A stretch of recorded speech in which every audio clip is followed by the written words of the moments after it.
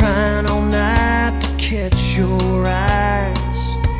Hello বন্ধুরা, আপনারা কেমন আছেন?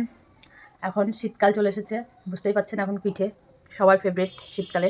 তো আজকে আমরা রান্না করব দুধে ভেজানো সরা পিঠে। তো দুধে ভেজানো সরা পিঠের জন্য কী কী করা লাগবে চলেন আমরা দেখে নেব। আর কী করলে সবথেকে টেস্ট হয় দুধে ভেজানো পিঠে আপনাদেরকে দেখাবো। প্রথমে আমি একটা সসপ্যানের মধ্যে দুধ জাল দিচ্ছি, দেখে নিন। এই দুধটাকে আমরা ভালোভাবে জাল দিব। এখানে দুধ আছে 4 থেকে 5 কেজি। এভাবে আমরা দুধটাকে অনেকক্ষণ তো জাল দিচ্ছি। আমাদের দুধটা উতল আসছিল। এই দুধের ভিতরে 2টা তেজপাতা দিয়ে দেবো। 2টা তেজপাতা দিলাম। এবার আমি এর ভেতরে এলাচ দিয়ে দিচ্ছি, দিয়ে এটাকে আমরা আরো কিছুক্ষণ এইভাবে জাল দিয়ে দিয়ে দুধটাকে গাঢ় করতে হবে। অনেকক্ষণ ধরে জাল দিয়ে দুধটাকে গাঢ় করব। এবার আমি গুড়গুলাকে দিয়ে দেবো দুধের ভিতরে। হ্যাঁ, আস্তে আস্তে দেবেন যাতে দুধ ছিটে না পড়ে। এভাবে আস্তে আস্তে সাবধানে দেবেন, গায়ে যাতে না পড়ে। এই দুধটা, এটা হচ্ছে আমি সরা পিঠে যে বানাবো দুধ পিঠে, তার দুধটা আমি আগে বানিয়ে নিচ্ছি। এভাবে নেড়ে নেড়ে দেবো, নেড়ে নেড়ে গুড়ের এগুলো দলাগুলোকে ভাঙবো। আস্তে আস্তে গুলে যাবে আর কি। যেভাবে নাড়বেন গুলে যাবেন। দেখুন কালারটা কত সুন্দর চলে আসছে, দারুণ একটা কালার আর দারুণ একটা ফ্লেভার বেরোচ্ছে। খুব সুন্দর একটা গন্ধ বেরোচ্ছে, দারুণ গন্ধ। আপনারা যদি 4 কেজি দুধ নেন তাহলে 4 কেজি দুধের মধ্যে অন্তত 1.5 কেজি গুড় দেবেন। 1.5 কেজি গুড় দেবেন। আর হচ্ছে আমি যেরকম 4 কেজি দুধ 1.5 কেজি গুড় নিয়েছি, আর তার সাথে চালের গুঁড়ো 1 কেজি নিয়েছি। এই 1 কেজি চালের গুঁড়ো পিঠে আমরা বানাবো, বানিয়ে এর ভেতরে ভিজিয়ে দেবো। আমাদের রসটা প্রায় হয়ে আসছে, দেখতেই পাচ্ছেন। সেন্ট বেরিয়েছে কি সুন্দর, শীতকালের দিনে এত সুন্দর একটা সেন্ট বেরিয়েছে, যা দারুণ লাগছে। ফ্লেভারটা খুব সুন্দর লাগছে, কালারটাও খুব সুন্দর লাগছে। ক্যামেরাতে পাশ পর্যন্ত অতটা সুন্দর উঠছে না, কিন্তু এমনি অরিজিনালি দেখতে খুব সুন্দর লাগছে।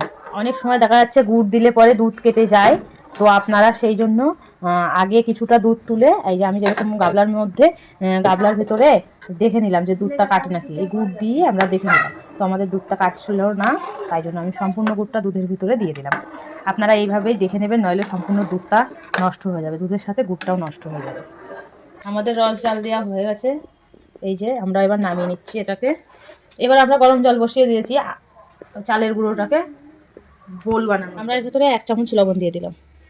এখানে পিঁপড়ে উঠে গেছে। চালের গুঁড়াটা দেখছেন, এই চালের গুঁড়াটা আমরা ঢেকির থেকে কুটে আনছি। এই চালের গুঁড়াটা আপনারা কুটেও নিতে পারেন অথবা কিনেও নিতে পারেন। আমি এর ভিতরে 1 চামচ লবণ দিয়ে এই যে ভালো করে এটাকে মাখালাম। দেখতে পাচ্ছেন পরিমাণে এর ভিতরে গরম জল দিলাম। নাড়বো, অল্প অল্প করে গরম জল দিব আর আস্তে আস্তে এটাকে নাড়বো।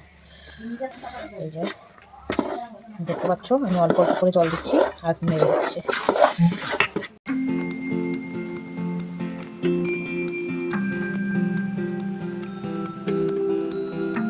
এইভাবে ভালো করে গুলিয়ে নেবেন, এই যে এইভাবে ভালো করে এই যে নাড়িয়ে নাড়িয়ে, যাতে কোনো রকম দলা না থাকে, এটাই বুঝতে পারলেন। এটা জল লাগবে। এরকম 2টো নুড়ি নিয়ে একটু তেল, সরষের তেল নিচ্ছি। সরষের তেল নিয়ে আমরা এইভাবে সরষের তেলটাকে দিয়ে দিলাম, ঠিক আছে, যাতে সরষের তেল দিলে ভালোভাবে পিঠেটা ওঠে। এইভাবে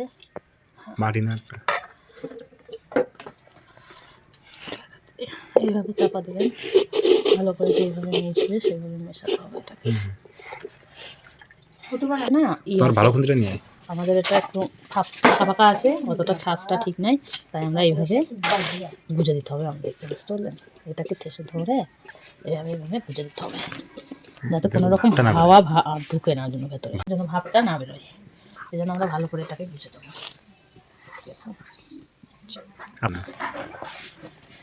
আপনাদের যদি সরার এই যে ভাজার যেটা দুটাকে কি বলে আমি জানি না বেশ, কিন্তু এই দুটা যদি সমান থাকে তাহলে আপনাদের এই ন্যাকড়াটা গুঁজে দিতে হবে না কাপড়টাকে।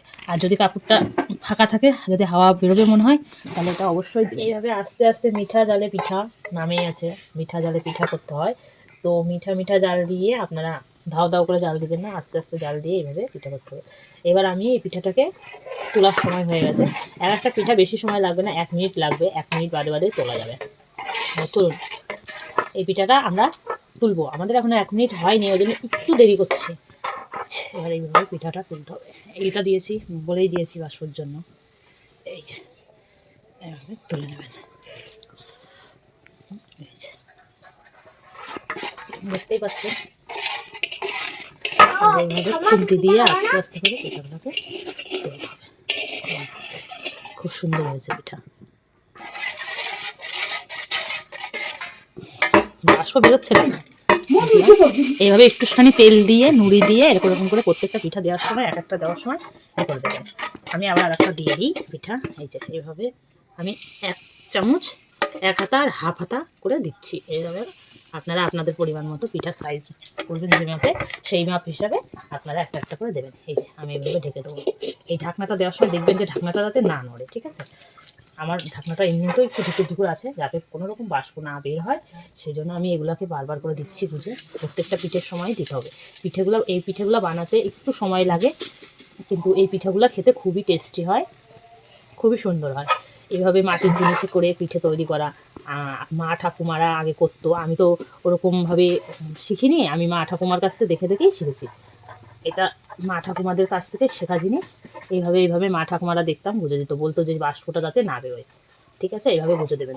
চলুন আমরা পিঠেগুলো, বাকি পিঠেগুলো, এই যে আমি দেখুন পিঠাগুলো বানিয়েছি। এখানে দেখুন ফুটা ফুটা ছিদ্র ছিদ্র হয়েছে, দেখুন কত সুন্দর। এই আর একটা দেখুন ফুটা ফুটা হয়ে গেছে, দেখতে পাচ্ছেন পিঠাগুলো কেমনভাবে হয়েছে। যে পিঠাগুলো দেখুন একটুও পুড়িনি, কিন্তু একটা তলা পিঠারও পুড়িনি, খুব সুন্দর হয়েছে। এগুলো আমরা রসে ভিজাবো। এই পিঠাগুলো আমরা এরকমভাবে একটা একটা করে রসের ভেতরে দিয়ে দেবো। এই যে দেখছো, এইভাবে রসের ভেতরে পিঠাগুলোকে আমরা দিয়ে দেবো। দেখতেই পাচ্ছ যেভাবে পিঠাগুলো দিয়ে দিতে হবে, কি সুন্দর ফুলছে পিঠাগুলো, দেখছো? এই যে ভাসছে। চলুন বাকি পিঠাগুলো আমরা করে নিয়ে আসি। তবে পিঠাগুলো ভিজিয়ে রাখবেন, ভিজিয়ে রেখে আপনি সকালবেলাও খেতে পারেন, 2-3 ঘন্টা পরেও খেতে পারেন। সকালে খেলে বেশি টেস্ট হয়, ঠান্ডা ঠান্ডা খুব সুন্দর লাগে পিঠে খেতে। অথবা আপনি যদি সন্ধ্যাবেলা বানান তো রাত্রিবেলাও আপনি পিঠে খেতে পারেন, কোনো ব্যাপার না, ঠান্ডা হয়ে গেলে খেতে পারবেন। এটা ঠান্ডা হলে বেশি টেস্ট হয়।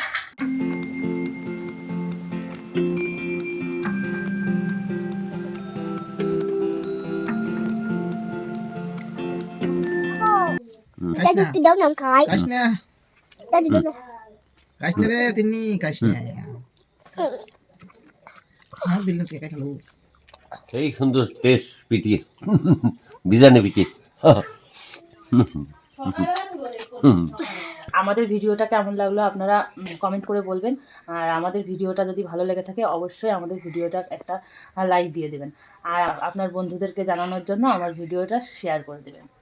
যারা এখনও ফলো করেনি তারা অবশ্যই ফলো করে দেবেন। নমস্কার, ধন্যবাদ। সবাই ভালো থাকবেন, সুস্থ থাকবেন, ভালো ভালো খান আর ভালোভাবে থাকুন।